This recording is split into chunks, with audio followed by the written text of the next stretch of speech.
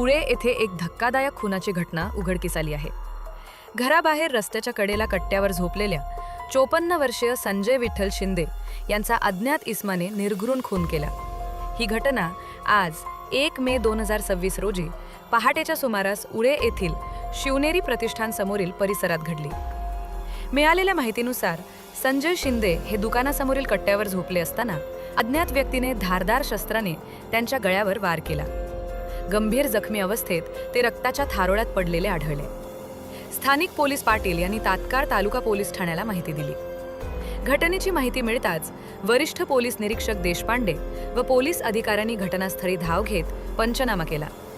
Forensic टीमनेही तपास सुरू केला आहे। जखमी अवस्थेत संजय शिंदे यांना सोलापूर येथील श्री छत्रपती शिवाजी महाराज सर्वोपचार रुग्णालयात दाखल करण्यात आले। मात्र उपचारापूर्वीच डॉक्टरांनी त्यांना मृत घोषित केले। प्राथमिक तपासात धारदार शस्त्राने गळ्यावर वार केल्याचे निष्पन्न झाले असून खुनाचे कारण अद्याप अस्पष्ट आहे।